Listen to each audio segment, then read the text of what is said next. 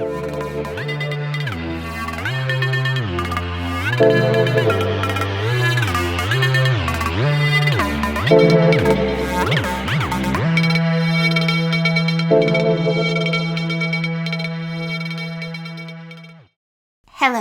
and welcome to Wrestling with Poetry, Kalamazoo, Michigan's premier poetry and wrestling podcast. Today, poet Nada Gordon, and I am going to give a little tribute to the late great wrestler Elvira Snodgrass. But first, here is Nada. Nada Gordon is a poet who was born in Oakland and lives in Brooklyn.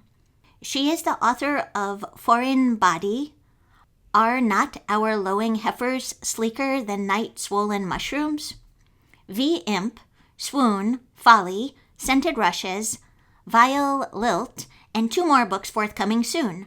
The Sound Princess Selected Poems 1985 to 2015 and Emotional Support Peacock. Although she is a multimodal artist, she doesn't work at the intersection of anything. If she did, she would have become a crossing guard.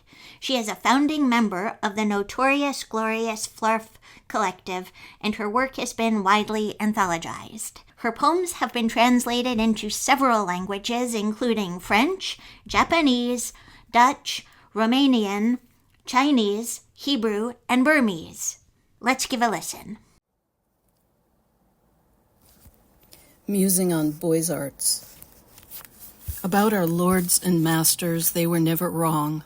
The second-wave feminists, how well they understood our degraded position, how it takes place, while someone else is making decisions or holding the reins of power or just galumphing dully along. How, when the women are reverently, passionately waiting for the miraculous equity, there always must be men who did not especially want it to happen, skating on their awesome privilege. They never forgot that even the dreadful patriarchy must run its course.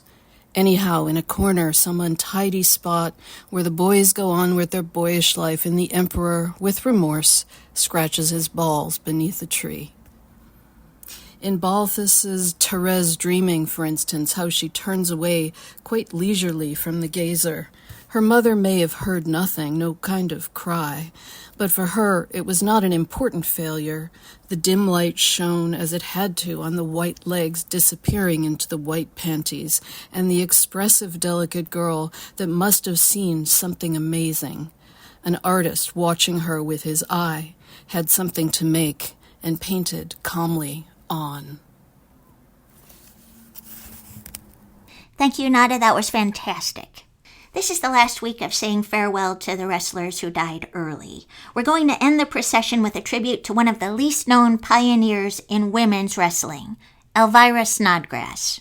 Elvira also wrestled under the following names: Alice St. Clair, Elvira Snodgrass, Annie Snodgrass, Betty Nichols, Edna Yoder, Elvira Snodgrass, Gutherine Fuller, Catherine Duval, and Kitty Duval.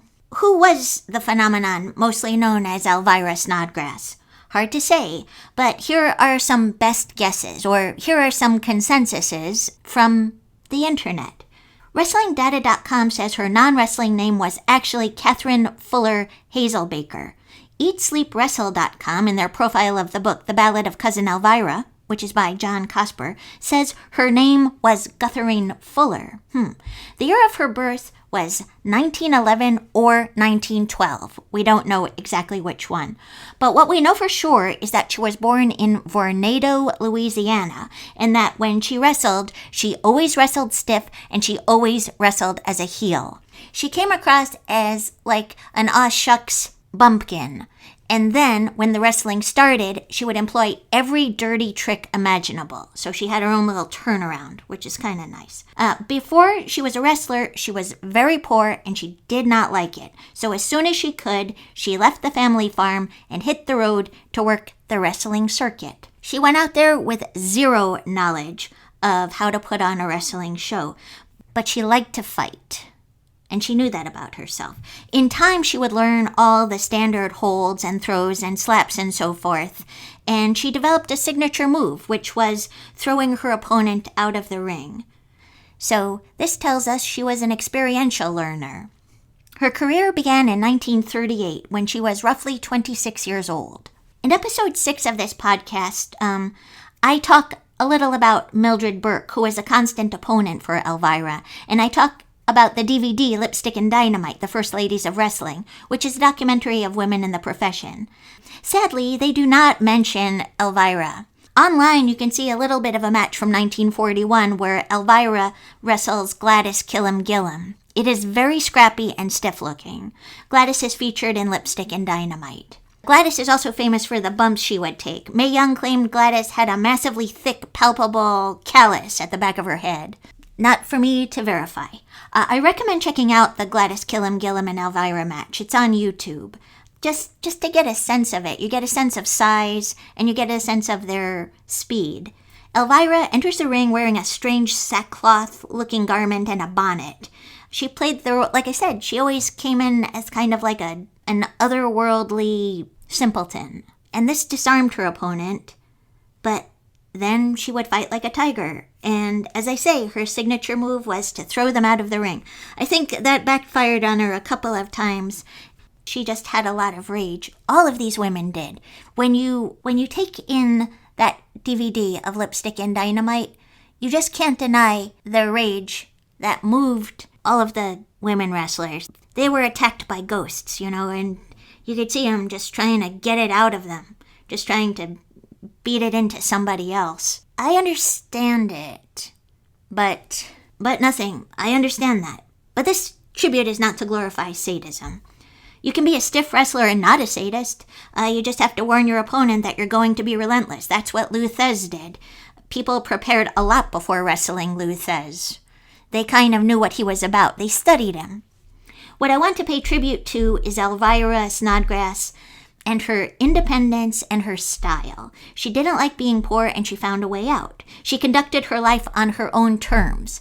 She married who she wanted to, and then she threw him over when she didn't like him anymore. She drove her car alone, even when it was dangerous. She just put a hat on the back seat so that people would think a guy was in there. I admire her initiative and the fact that she could drive a car.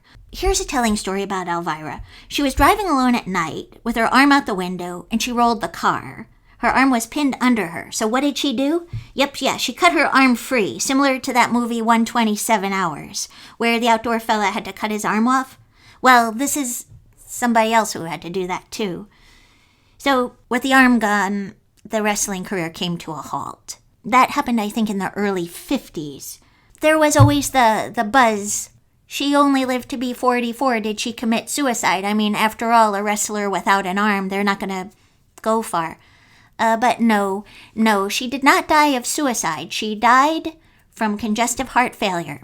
That was a plague on her family. Heart disease. What else? Her spirit is still among us.